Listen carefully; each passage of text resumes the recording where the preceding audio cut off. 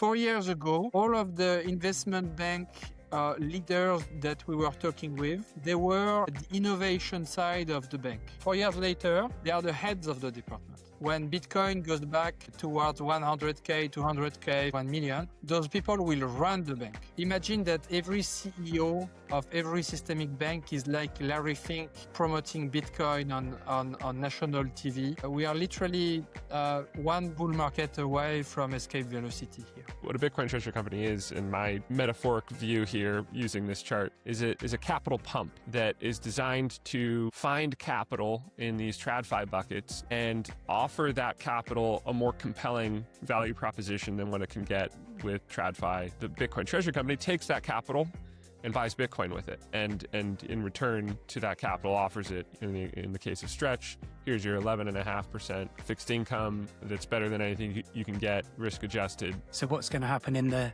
very near future? Well, many of us are going to build out into digital credit, taking Michael Saylor's lead.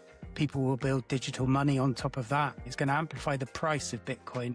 I don't think the market understands the consequence and what they will do fueling that capital back into the Bitcoin. The future will be here a lot quicker than most people realize. If you sit down and you do the maths, it will blow your mind.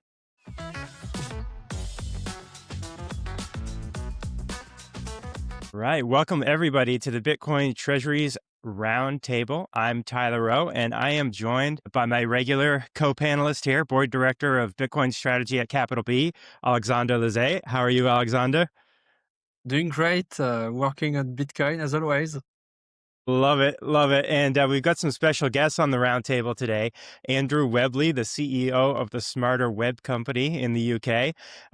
Welcome to the show, Andrew. Thanks for having me.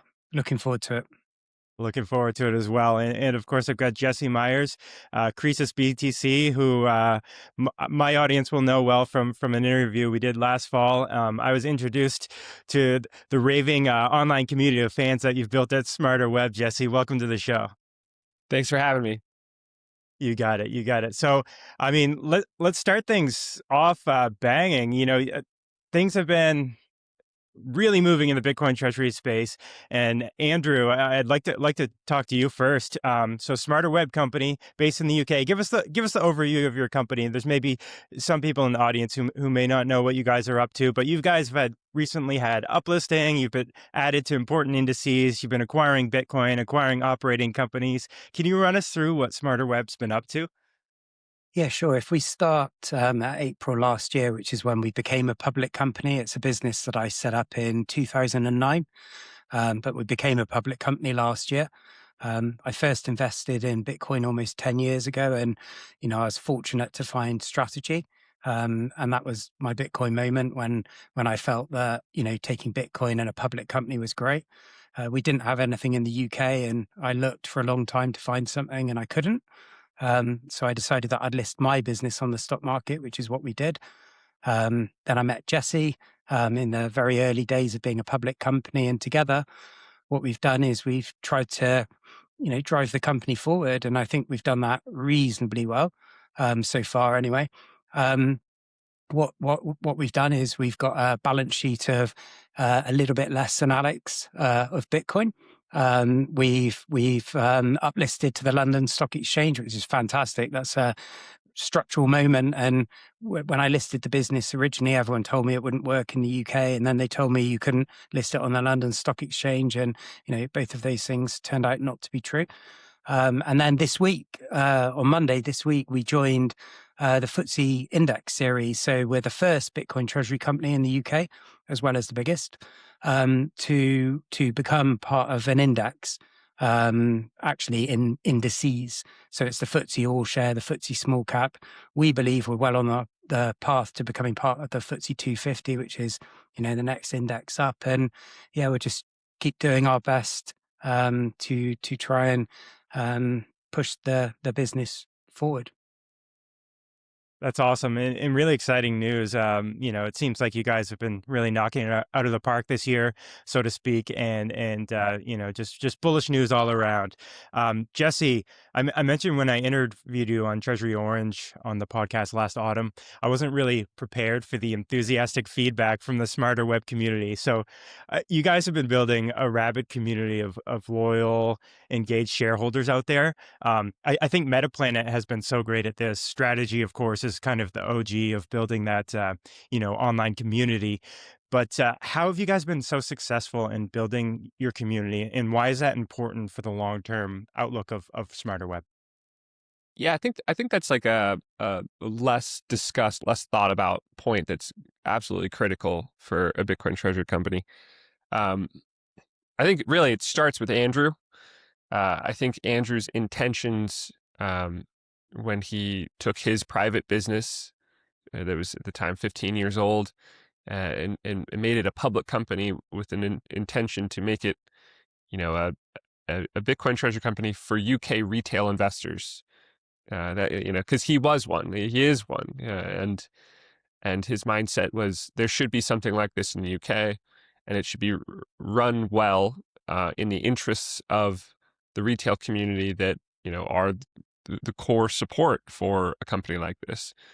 And I think you're right that MetaPlanet, as an example, has succeeded because they started small, developed that retail community base of high conviction, very enthusiastic support in Japan, and scaled from there, right? And I think part of what has happened over the last year in Bitcoin treasury companies is other companies have tried to go about this a different way, and these pipe deals that relied on the idea of, we'll give institutional investors a discount up front, we'll get the money in the door, we'll buy the Bitcoin, and then they'll be able to sell to retail, and profit. That's kind of the underlying premise of a pipe deal. And it turns out retail investors don't appreciate that and are savvy enough to know that they are, the exit liquidity, and they don't want to be exit liquidity. So, I think the SmarterWeb's success is starts with how we treat our retail investors and the mindset that Andrew has, that it's all about delivering value to them.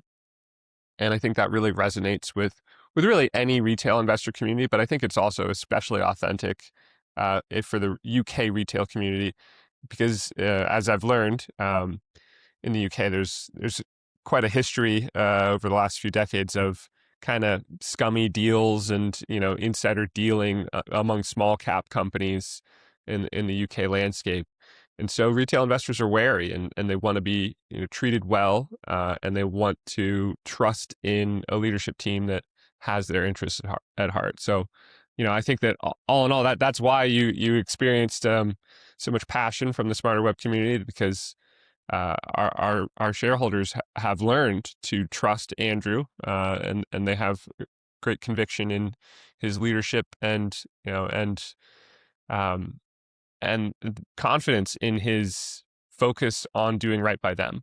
And I think that's really refreshing in the modern era in general. And I think it's, the basis of our success so far. And I think will be, the core of how we continue to scale and grow and build on that successful starting point into the future. It has been really refreshing to see that. And I think, a lot of Bitcoin treasury companies are noticing that. If you're trying to get to the top of BitcoinTreasuries.net, you need institutional infrastructure to match. BitGo is the digital asset backbone trusted by thousands of institutions worldwide. Why? It offers regulated custody, OTC trading, financing, and settlement all under one roof. They're now a publicly traded company on the New York Stock Exchange and hold a federally chartered national bank license from the OCC. For treasury companies, it's a must call. This is the infrastructure layer that really matters. Learn more at bitgo.com. It's the best kept secret known by every true Bitcoin OG. CoinKite has been building the gold standard in private key security for years, and they just raised the bar again. The Cold Card Q is an absolute powerhouse for serious Bitcoin treasuries. We're talking a full QWERTY keyboard, air gap protections, and it's built for maximum security. The brand new Cold Card MK5, it has a massive Gorilla Glass screen and new NFC functionality for an even more seamless experience. So if your business is large or small, there's a Cold Card for you. Head to store.coinkite.com and use the code 6BT at checkout for 6% off. Stop cutting corners on your Bitcoin treasury. You wished for it. Bitcoin is finally on sale. And if you're sitting on BTC and want liquidity without dumping your stack, Arch Lending can make it easy. You can get USD or USDC in minutes, and your collateral stays in qualified custody. They never rehypothecate your assets. As your assets move up and down in value, you can scale your credit line instantly or pull collateral back when the market runs. If you need help, you get real humans 24/7, not bots. This is Arch Lending. Simple tiers, public pricing. You can check them out at archlending.com. Alexandre, I'll bring you in on this. You've been great at, speaking to shareholders, getting out there, educating people, not just about Bitcoin, not just about your stock, but, about capital markets generally. How important has the outreach to your shareholders been? How important is it on a daily, weekly, monthly basis, keeping people updated about what's happening in and around the Bitcoin ecosystem? Well, we've been very fortunate to have, since the very beginning as well, a very strong shareholder base, and actually quite comparable in size together with SmarterWeb, and comparable in strength as well, I think, and we have a lot of similarities. I think I would like to turn things upside down and say that most importantly, it's the feedback that we receive from the shareholders that is quite important, and it's more the capacity to have, let's say, a building together of the company, basically, and that clarity of the leadership.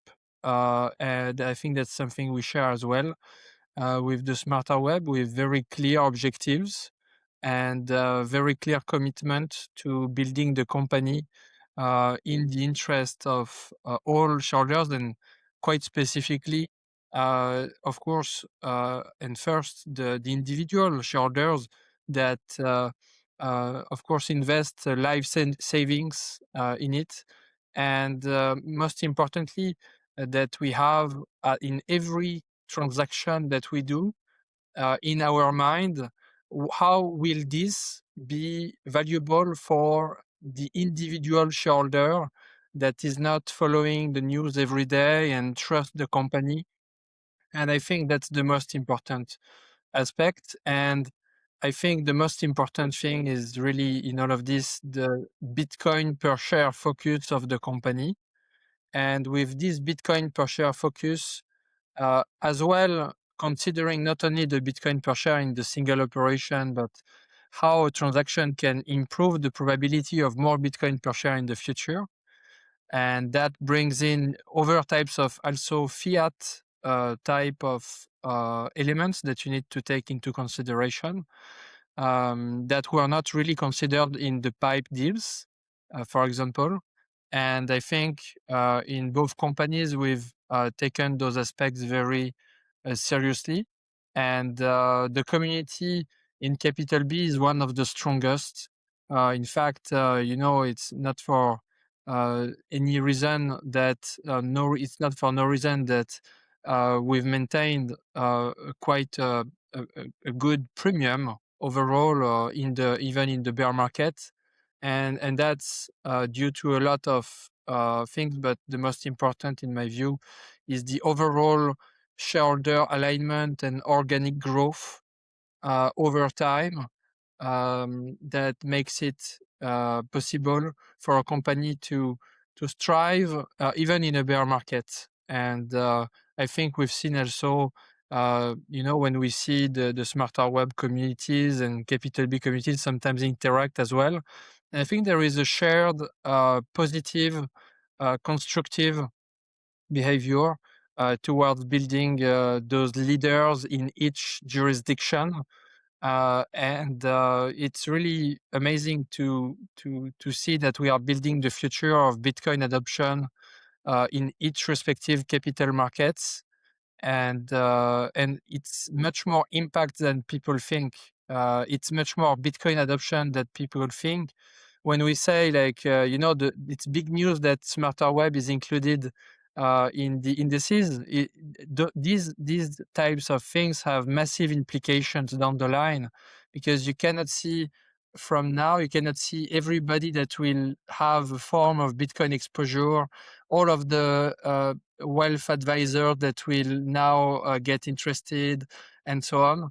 And it's been also quite important for us when we've been included in life insurance flows with some Tobam funds included in some French life insurance programs and so on. So that's extremely positive, and the shareholder community, in my view, is the foundational component of our companies. I love that perspective, and I'd like to bring you in on this conversation, Andrew, about listening to that investor feedback and building that community. Of course, we have Michael Saylor, who's kind of started the Bitcoin Treasury playbook, and he's shown the ability to be nimble, to be able to pivot. How important is it, Andrew, to be reactive to capital market momentum, the M&A space, sensitivity to Bitcoin's price, and balance that investor feedback and being able to maybe change course while maintaining that strategy of Bitcoin accumulation?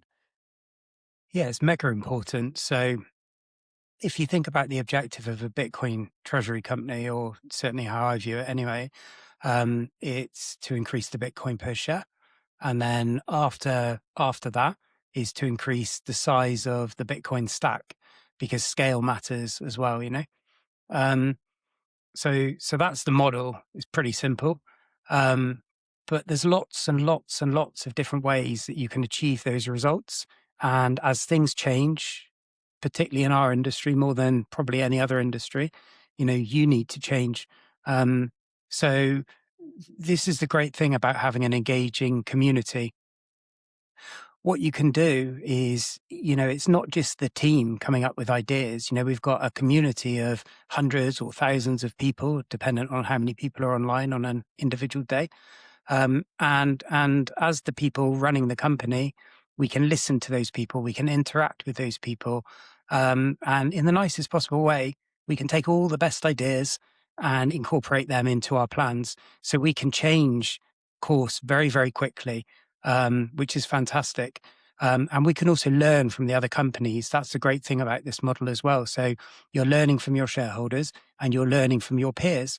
So whether it's Capital B, MetaPlanet, Strategy, we can look at what different people are doing and we can think, well, that's quite good. We'll have that bit.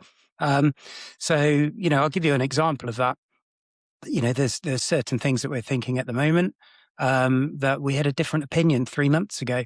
And, that's absolutely fine. It's our right as, human beings or CEOs or whatever, to change our opinion when the facts change, after careful consideration. So yeah, I absolutely love our community. I look at the comments almost every day, sometimes intraday. And I often think that's a great way. That's a different thing, or this is something you haven't thought of.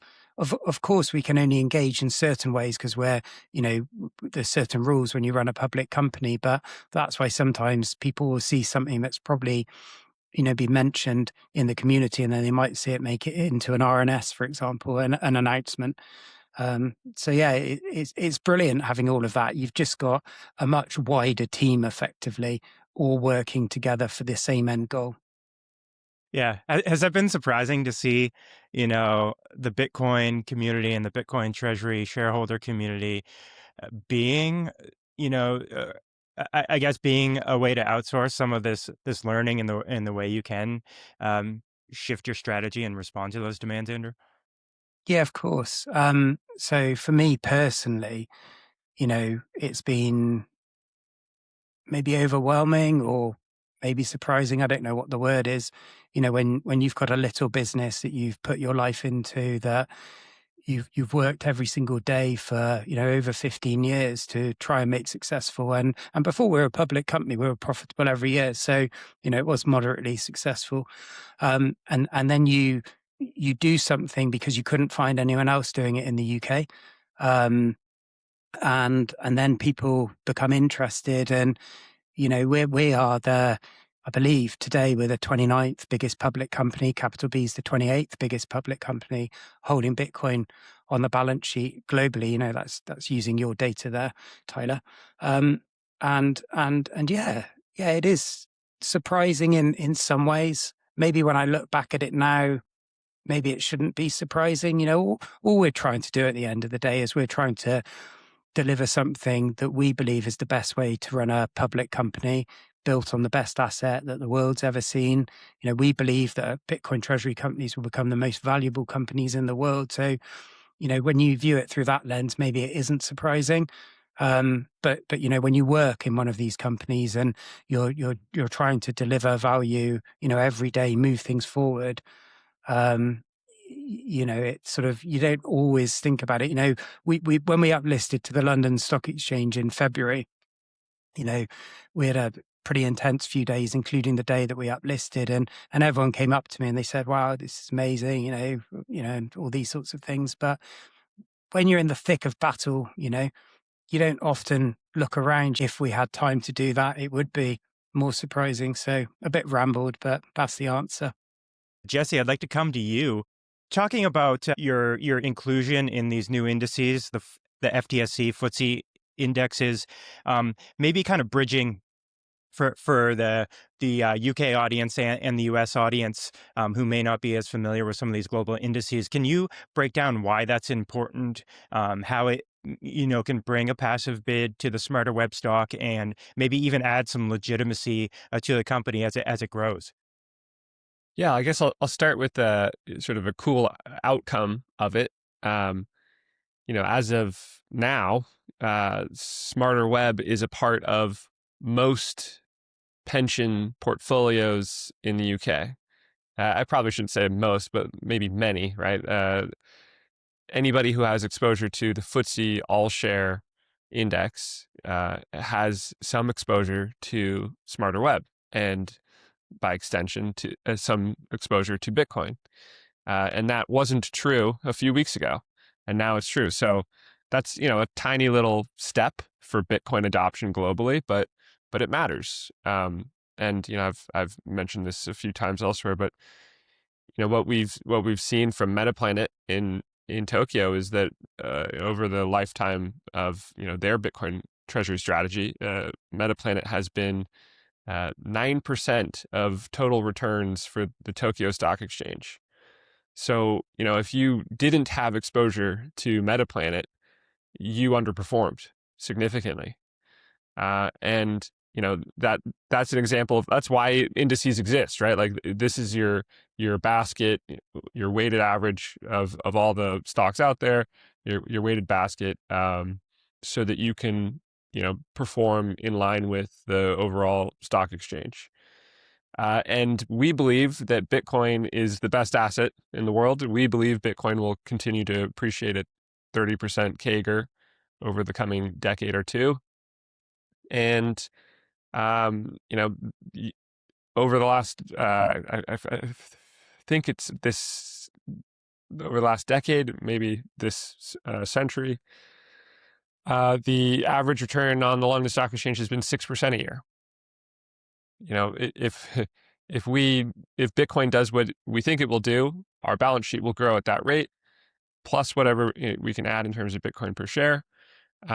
We will perform, if those things remain true, that we will perform much better than the rest, than the average London Stock Exchange company, and we will become a larger part of the indice allocations, and therefore we will become a larger part of everyone's portfolio in the UK, and you can see how, in the same way that MetaPlanet has been 9% of total returns, it's possible that SmarterWeb could represent a significant percentage of total returns for the London Stock Exchange over, the coming decade, let's say.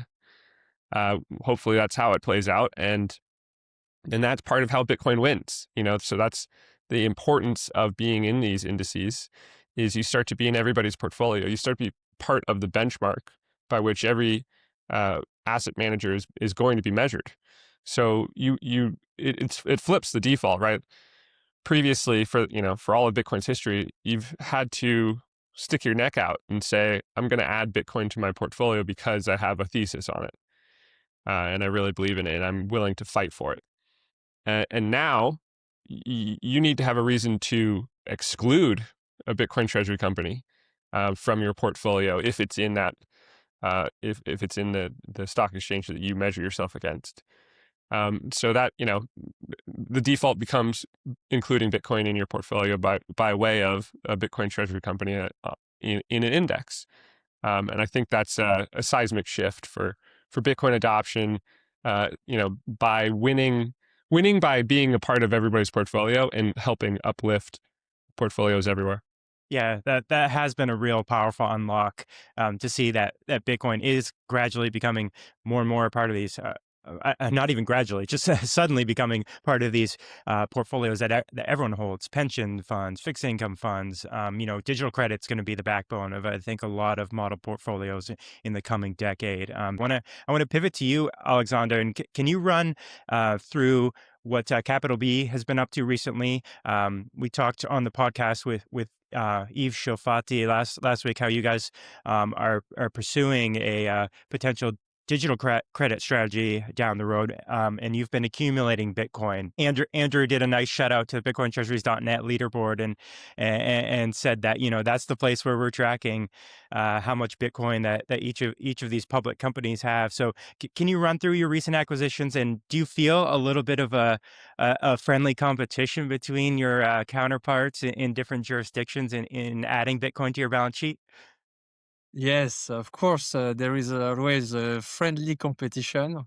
In many ways, we are not competing, we are on the same team, because the success of SmarterWeb is also the success of Capital B in many ways. I saw recently that H100 also signed an LOI for the potential acquisition of two private companies that would bring them towards 3,500 BTC.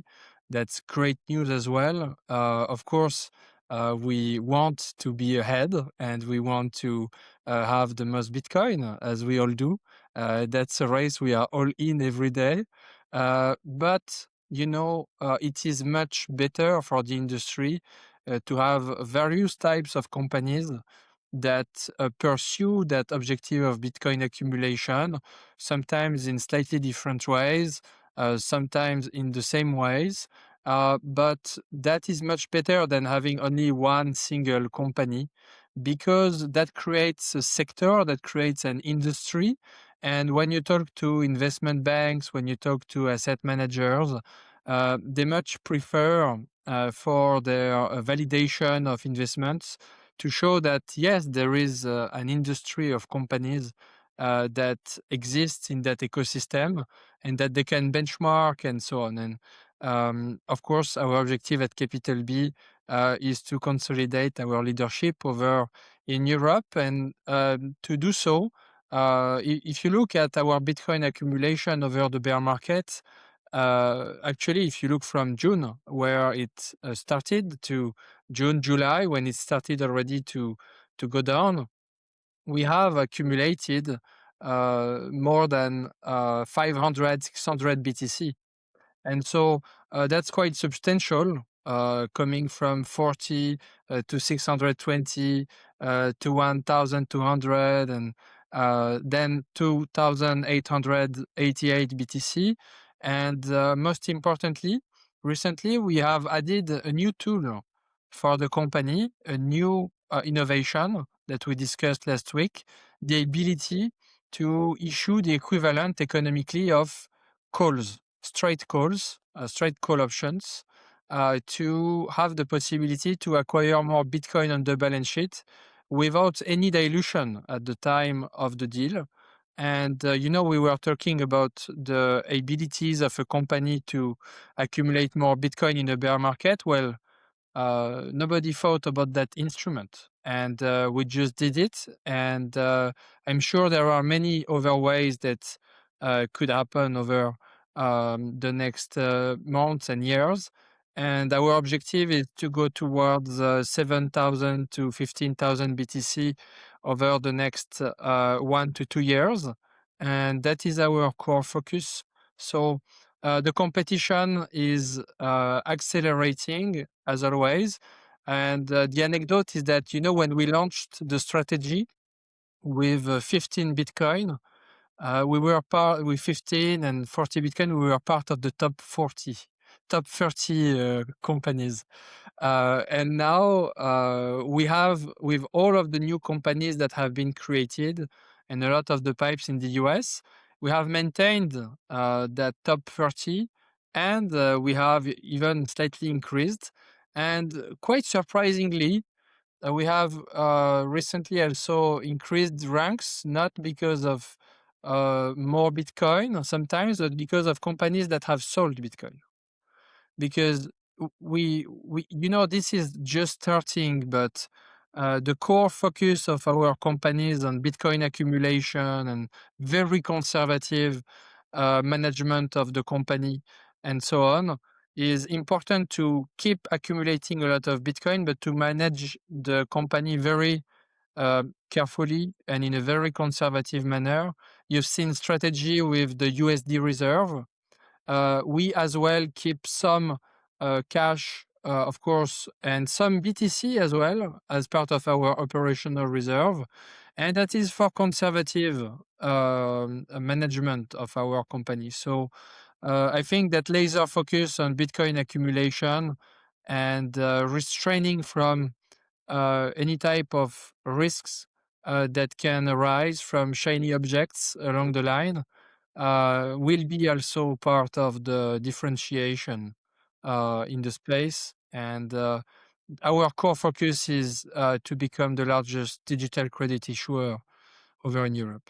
Awesome. That's really cool news, and a super awesome goal that we're anxious for both of your companies to keep pursuing and continue to have awesome success with. If you're building or managing a Bitcoin treasury, you need institutional infrastructure to match. BitGo is the digital asset backbone trusted by thousands of institutions worldwide, offering regulated custody, OTC trading, financing, and settlement all under one roof. They're now a publicly traded company on the NYSE and hold a federally chartered national bank license from the OCC. For Bitcoin treasury companies, this is the infrastructure layer that matters. Learn more at bitgo.com. CoinKite has been building the gold standard in Bitcoin private key security for years, and they just raised the bar again. The brand new Coldcard MK5 brings a massive Gorilla Glass screen and new NFC functionality for a more seamless experience. The Coldcard Q is an absolute powerhouse for serious Bitcoiners, with a full QWERTY keyboard, air-gapped, and built for maximum security. Whatever your setup, executive, Bitcoiner, Bitcoin treasury, there's a Coldcard for you. Head to store.coinkite.com and use code 6BT at checkout for 6% off. The dip is here, and with it, you might be thinking, is it time for me to borrow against my Bitcoin? Enter Arch Lending. They're building the most transparent borrowing experience in crypto. We're talking industry-leading rates from 8.49% when you borrow against BTC, and you receive USD within minutes. Your assets stay protected with qualified custody. There's no rehypothecation, and verifiable segregated addresses are used always. As your collateral grows, you can unlock more liquidity, adjust your line anytime, and extend your term with a single click. And with 24/7 white glove support, you're never going to feel like you're on your own. Arch Lending, simple terms, public pricing, market-leading rates at every size. You can learn more at archlending.com. And I'll throw this out here to whoever wants to talk about it on the panel. Alexandre, you were just talking about, a covered call strategy, and GameStop's been in the news in the last 24 hours as they released their quarterly earnings, and they put essentially their entire Bitcoin stack into a covered call strategy through Coinbase, and they had strike prices that were set to expire at the end of this month. I'm not sure the exact timing yet, just still kind of digesting those details, but they had a covered call strategy in the $105,000 to $110,000 range on Bitcoin, and they earned a few $1 million by putting that entire stack into this strategy. So that's a company that's not aggressively expanding their Bitcoin accumulation. I think that's just an example of them putting their current Bitcoin stack to work for some yield.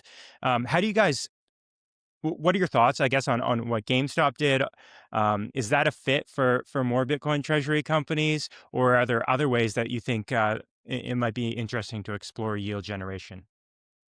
I would like to just to, from a differentiation perspective, to say that when I said the calls, the great thing about what we did is that we issued the equivalent of calls on the stock and not on the Bitcoin. So we actually achieved 3 million euros of additional capital on the balance sheet with no share issuance at that time.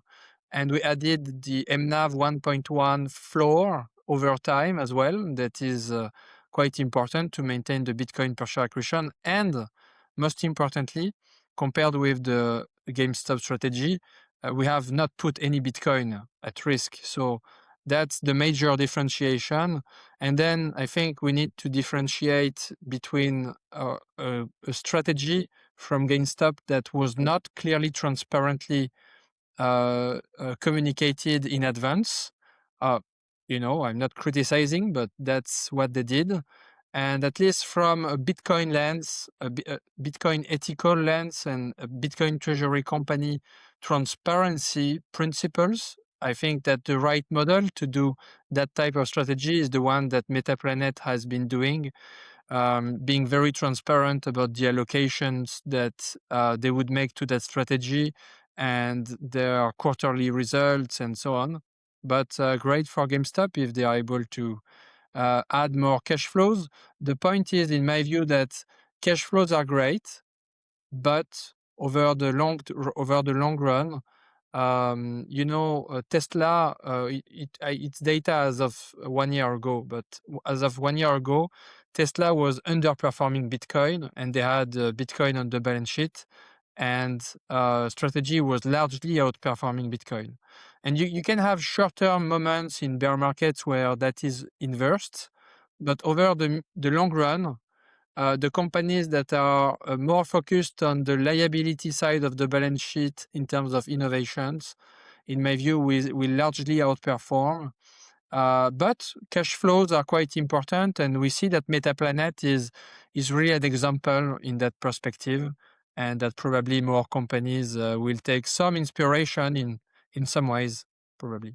Yeah, interesting. I'll throw it over to you, Jesse. I was talking with Adrian Morris yesterday on a podcast that we released, and we were talking about the potential of Bitcoin yield in the future. But because the Bitcoin treasury space is so nascent, and my perspective is that Bitcoin treasury companies should be definitely very prudent with how they expose their Bitcoin stack to additional risk, and maybe conservative in the way that they manage that risk. How do you view the current landscape of generating yield on Bitcoin for a Bitcoin treasury company, and how does SmarterWeb think of that strategically? Yeah, a few things here. It's interesting to hear that I didn't know that GameStop was doing that. It sort of makes sense for a company in the position they've put themselves in, which is to say that they have Bitcoin on the balance sheet, but they're not really a Bitcoin treasury company. It's just part of what they're holding. And it kind of inherent in that they sort of took a step back from pursuing Bitcoin. I guess part of that is like they're not that bullish on Bitcoin, and so selling covered calls is inherently a willingness to take income today in exchange for potentially having to give up upside on Bitcoin. And that kind of makes sense for a company that's put themselves in that sort of position where it's an asset they can make an additional yield on by potentially selling, potentially having to give up upside on it. But that's not what a Bitcoin treasury company is all about. Shareholders give, the mandate to Bitcoin treasury companies to focus on growing Bitcoin ownership, growing Bitcoin per share, and hopefully that means outperforming Bitcoin, right? So you don't want to underperform Bitcoin, inherent in that. I think when everybody's thinking about how do you get yield on your treasury, there's an infinite number of ways you can do that. And I think that it's kind of easy to lose sight of opportunity cost. Every Bitcoin on your balance sheet can really only be put to work in one way at any given time. And so from my point of view, I think about it as if you were to put Bitcoin on your balance sheet into a Bitcoin yield product, whether that's selling options on Bitcoin covered calls or whatever. That's each Bitcoin there is a Bitcoin you can't use for collateral for something else. Whether that's preferred equity instruments or other kinds of debt or anything. So you have to think about it in terms of that, and then you have to weigh what's the risk that you're taking on through an opaque kind of Bitcoin yield product, and is that in line with shareholder mandate for how this Bitcoin should be deployed? And then, how does this stack against all the other opportunities out there? Because you can really only choose one at a time for how you're deploying your Bitcoin. So that's how we think about it. Of course, this is constantly shifting. I think it's still sort of early days for mature Bitcoin yield products. Whether that's there's a sort of cottage industry of providers that offer this as a service, but they haven't been around that long. And so, as that track record grows in length, I think, it becomes less risky in terms of how much of a track record they have. But ultimately, you have to weigh that against what's the highest and best use of this Bitcoin as collateral, and how we could be furthering the Bitcoin Treasury company's strategy that MicroStrategy and MetaPlanet have so well articulated at this point.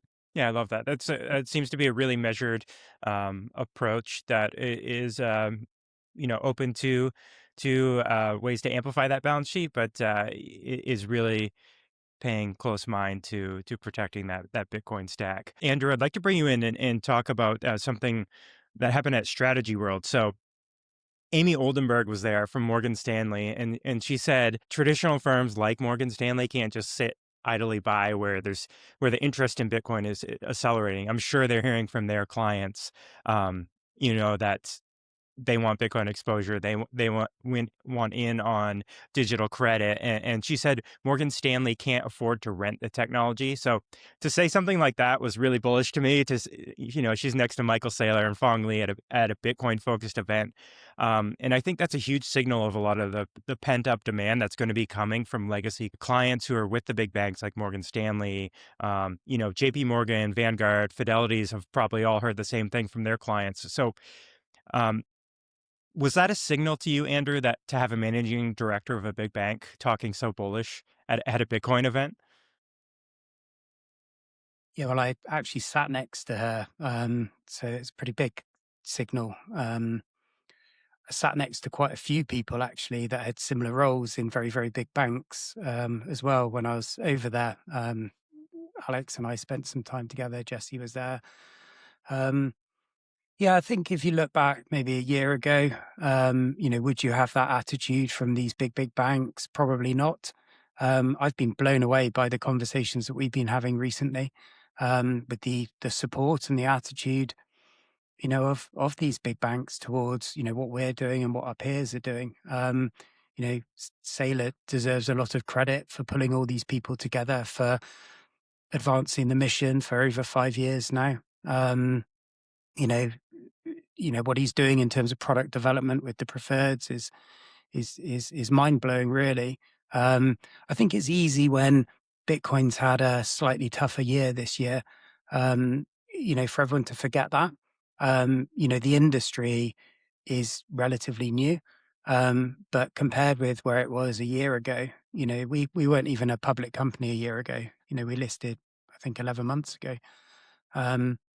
It's changed a lot. And then to think where it's going to be in 1 year, 2 year, 3 years, it's crazy. So yeah, I think it's very important for people to understand, especially coming out of the US, but then with the other banks, from our point of view in the UK, many of them have got shared teams.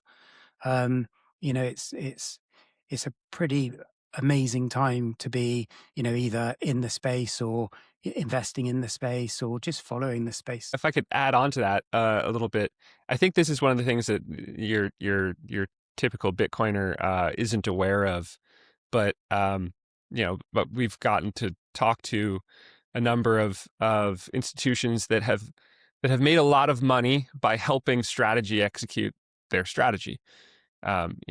This is how finance works, right? The service providers, the banks, they make money when something sells well, right? And MSTR and the prefs have sold very well. And so, I think people at Morgan Stanley and other service providers, other banks, have to embrace it. They have to say, okay, we're making a lot of money here. Clearly, this is good for Morgan Stanley. What else can we do to make more money here? This is we've struck gold here. How do we get more out of this? This is clearly a trend. It's not going away. It's been around for 5 years. They're executing. We don't fully understand it, but we need to position accordingly to get more, right? Or cement our market share, perhaps, as a leading provider of these services for digital capital. And that means that, we're having conversations. SmarterWeb gets to benefit from that. I'm sure Capital B gets to benefit from that. I think any other well-run Bitcoin treasury company gets to benefit from that, because these TradFi institutions are paying attention and they want to find, the next business for them to participate in and help grow and make money by facilitating that growth.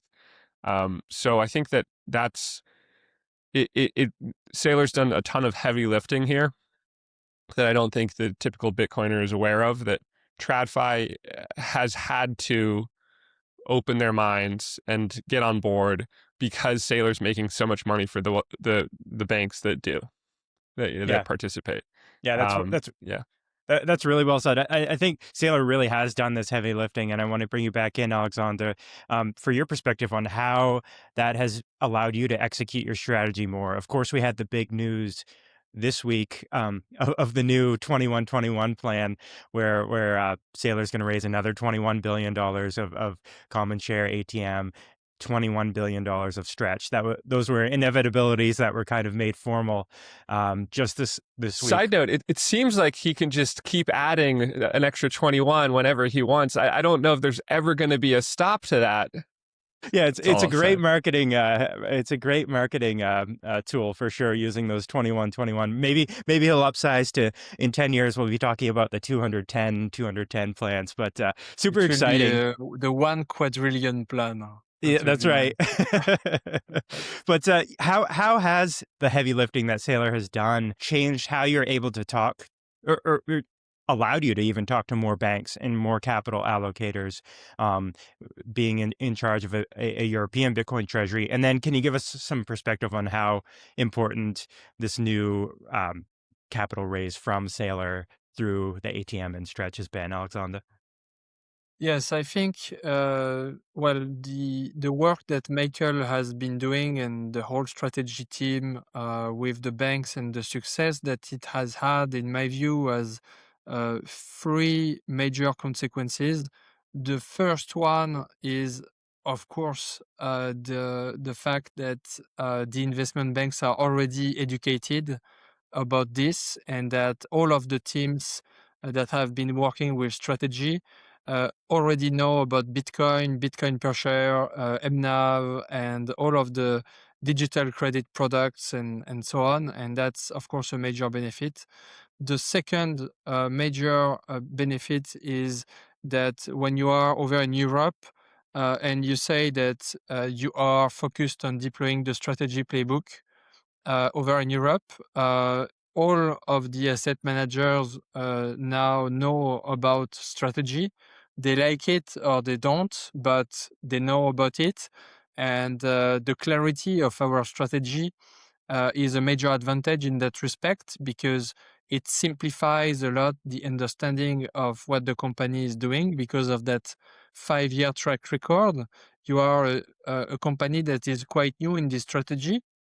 For us now, it's already 1 year and a half, but still in the world of capital markets, still young. But you benefit from all of the track record of strategy, and then the third benefit is if you are looking at digital credit for the potential future of the company, then you can also refer to the success of both, of course, the convertible notes at the time, and now the digital credit products listed, such as Stretch, and that success, the fact that it trades at par, the fact that it trades hundreds of millions of dollars and so on, and the fact that now it outpaces even in some weeks the capital raising from the ATM itself, just makes it much more easy for institutions to get and to want to replicate that in other types of jurisdictions.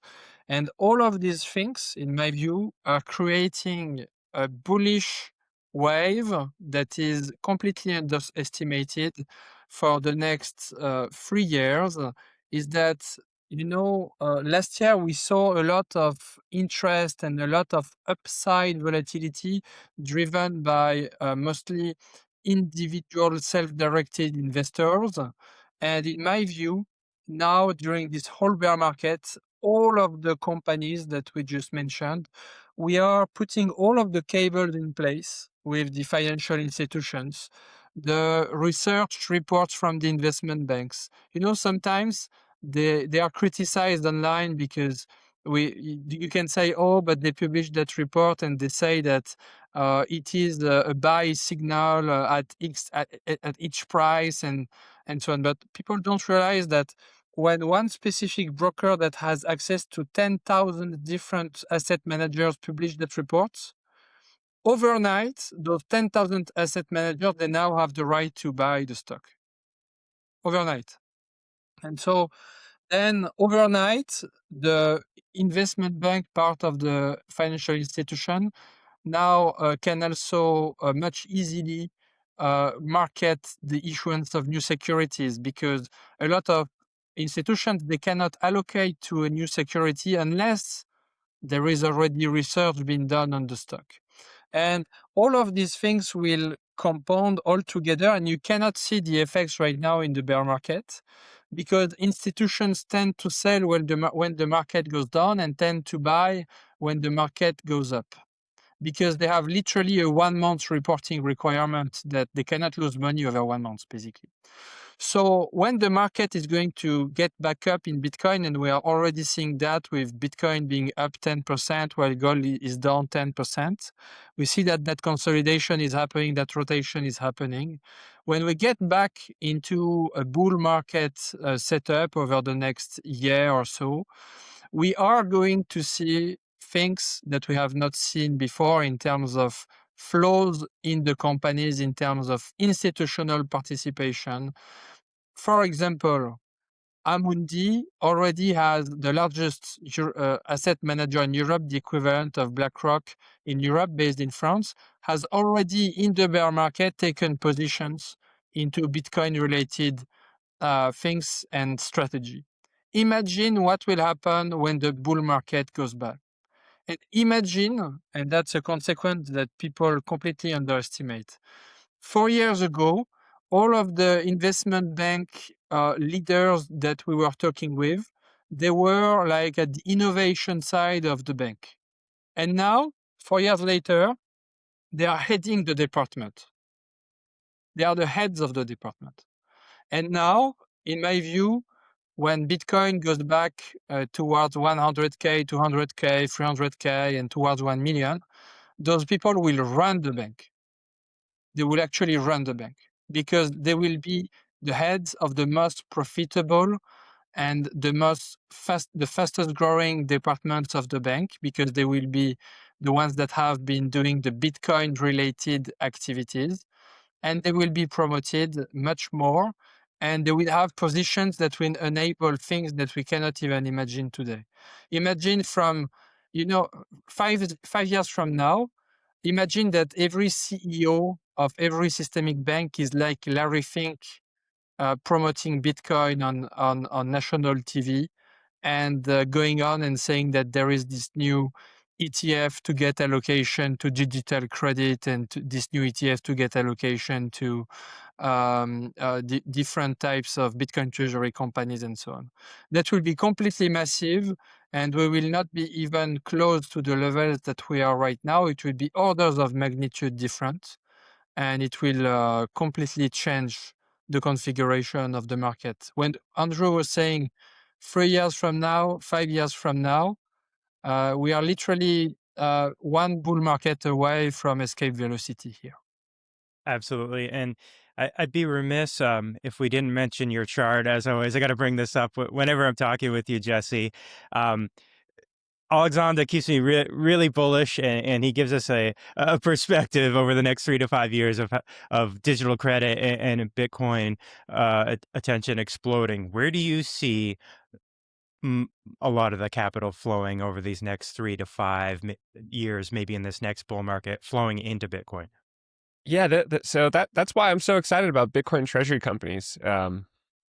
Saylor's been using this chart for a handful of years now to tee up the opportunity for Bitcoin, but I didn't really understand why he put it so front and center in his presentations until about a year ago, when I realized that the preferred equities that they were rolling out were designed to tap into the bond market here, the fixed income market, and the money market now with Stretch. Stretch is really kind of taps into both fixed income and money market. But what a Bitcoin treasury company is, and I have a version of that that I've built out to visually represent this. But what a Bitcoin treasury company is, in my metaphoric view here, using this chart, is a capital pump that is designed to find capital in these TradFi buckets, equities, bonds, and money, and offer that capital a more compelling value proposition than what it can get with TradFi assets. And the Bitcoin treasury company takes that capital and buys Bitcoin with it. And in return to that capital offers it, in the case of Stretch, here's your 11.5% fixed income that's better than anything you can get, risk adjusted, in the TradFi, analog asset, fiat asset, whatever you want to call it, world.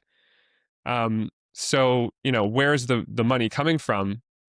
Well, the entire story of Bitcoin to date has been an osmotic flow of value from these existing buckets into Bitcoin as people individually learn about Bitcoin, wake up and think, why am I holding all these 10-year US Treasuries? I'm probably not even making any money in real terms, given that inflation's probably higher than stated. And I should maybe sell some of that bond portfolio and move it into Bitcoin. That's been the entire story of Bitcoin adoption over the last 15 years. And yeah, there we go. And going forward, I think this is a real accelerant. I guess I've described it before as I think this is the plumbing of hyperbitcoinization, where instead of relying on individuals waking up and realizing I should probably own fewer bonds and more Bitcoin. Now you don't need those individual moments of realization. Instead, strategy is going out and saying, here's 11.5%. Are you interested in that? Within the mindset that you have as a fixed income investor, great, I'll take that capital and I'll buy Bitcoin because I've already done the work on Bitcoin. I already have conviction. And now that capital flows into Bitcoin by way of a Bitcoin treasury company. So I think that's the story for the next 10 or 20 years of how Bitcoin will tap into all of that capital that should be in Bitcoin. My thesis on Bitcoin is that's the place to be, but it's hard to get people to wake up and make that own move on their own part. But that's what a Bitcoin treasury company facilitates. These are the capital pumps that will accelerate the flow of capital out of the fixed income money and equities buckets and into Bitcoin. I love it.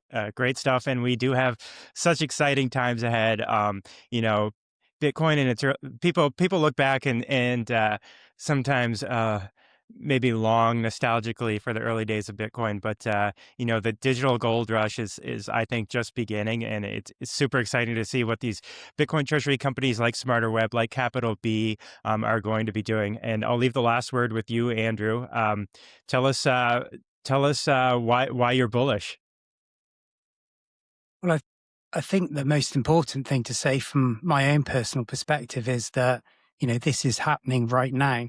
If we look back over the last year and we think about how Bitcoin treasury companies have changed, we've all been building, our balance sheets on digital capital. So what's going to happen in the very near future? Well, many of us are going to build out into digital credit, taking Michael Saylor's lead. People will build digital money on top of that.